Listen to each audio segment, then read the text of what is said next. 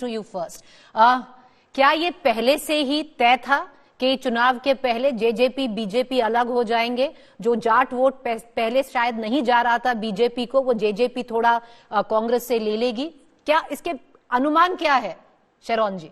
Absolutely.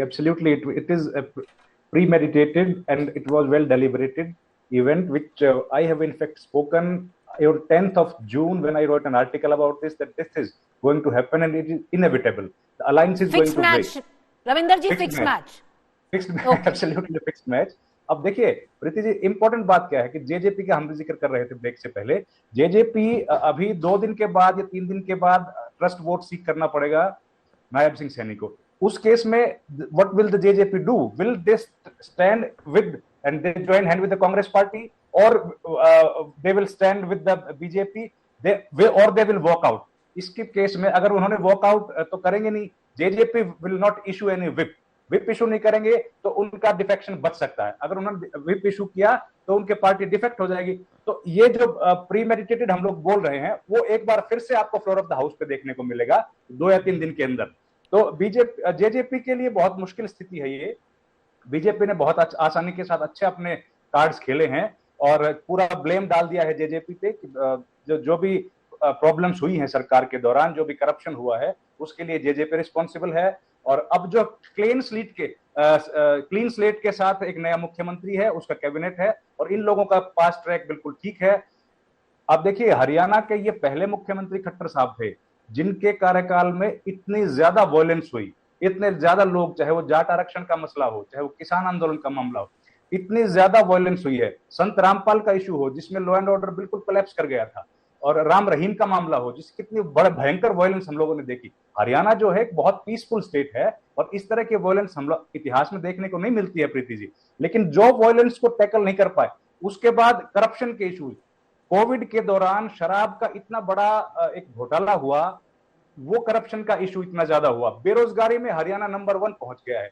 75% जो reservation का लेके आए थे उसको तो शरौन साहब, ये एंटी इनकम्बेंसी को स्टेम करने के लिए आप कह रहे हैं प्री मेडिटेटेड मूव है? बिल्कुल, it is politically pre meditated move और इसका फ्लोर ऑफ द हाउस पे पता लगेगा। Alright, okay, let's see.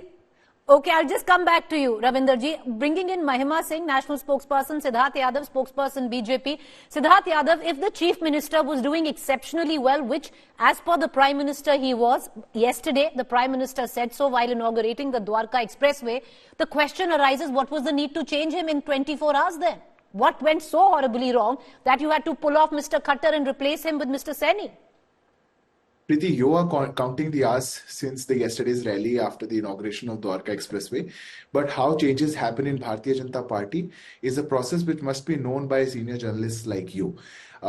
In our party, we don't give out positions, we give out responsibilities. Responsibilities are to be held by Karyakartas for a period of time.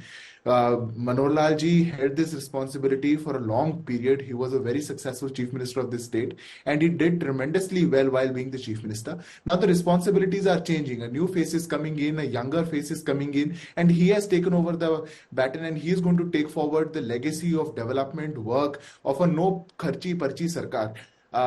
My friend, my journalist was saying, I think he also belongs to Haryana, and there's nobody in Haryana who would not remind themselves of the rule of under Congress party where no government job was given without either kharchi or a parchi. Either there was a corruption or there was you had to get a letter from a senior leader. But in the rule in the past 10 years in the Manohar Lal ji's government, we have proved a record that people with fair academic merit background can come forward, they can claim employment, youth can be more aspirational, the business has boomed, we have given the highest MSP, we have included the most number of crops for MSP, and we have done this progress. The process of progress has happened in Haryana. This change is a change of how we do things in the Bharatiya Janata Party. It is nothing new. A new Karyakarta has come up and taken up the responsibility. There's nothing more than that to this. All right, there's nothing more than that. Mahima Singh, bringing you in, how's the Congress viewing it? Because if the JJP doesn't fight with the BJP, then it doesn't quite augur well for the Congress party in Haryana, be it Lok Sabha or the Vidhan Sabha, which is in 6 months from now in October. Jai Hind. Preeti, it is a Pandora's box opening in the politics of Haryana. As they say in Urdu, कि इब्तिदाए इश्क है, रोता है क्या, आगे आगे देखिए होता है क्या.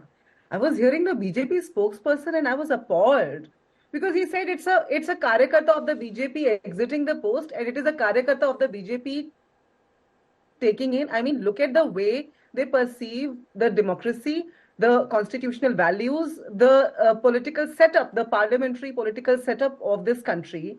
He does not understand that it is not a Karyakarta, it is an elected representative of the public. The public has elected these representatives. And it is in fact shocking that the BJP does not find any of the elected MLAs, elected 41 MLAs of the BJPs, worthy of taking the post of the CM. Rather, they bring an MP to take that post, who will probably meet the fate that Surinder Pal TT in Rajasthan met earlier this year, you would remember. And apart from that, you see, we have seen how they have, picked up a chit and named Anil Vij the deputy CM. Anil Vij actually exits their party meeting and hurries back to Ambala, which is his residence, giving the oath-taking ceremony a miss. So you see, all is not well in the BJP, all is not well in the state of Haryana. JJP is certainly, as our leaders have said, Kumari Shailaja ji has pointed out and Bhupinder Singh Hooda ji has also pointed out, that there was a quid pro quo settlement between the JJP and the BJP. They were basically at loggerheads with each other before the election. JJP got votes against the BJP, then formed an unholy alliance with the BJP. And probably it was already set. The setting was already there, that just before the Lok Sabha election, we shall. All right. So you also maintain that this was a set match, but the question is, if this is the theory to go by, then Ravinder ji, have the people understood it's a set match? Will it impact the Congress? देखिए, Congress party के जो वरिष्ठ नेता हैं हुड्डा साहब is demanding what he is demanding presidents rule. अब सरकार चल रही है. अभी कुछ दिन पहले हुड्डा साहब लेकर आए थे अविश्वास प्रस्ताव, उसमें बिना वोटिंग के उन्होंने वॉकआउट कर दिया. तो अविश्वास प्रस्ताव लेके आने की जरूरत है क्या प्रदेश में? इस वक्त उन मुद्दों को उठाने की जरूरत है जिनके हिसाब से ये कांग्रेस पार्टी को जाना चाहिए चुनाव के बीच में. लेकिन ये लोग बात कर रहे हैं जो इश्यूज नॉन इश्यूज हैं. आज जब फ्लोर ऑफ द हाउस पे ट्रस्ट वोट सीक करना ही है तो what is the use of asking presidents rule? One thing.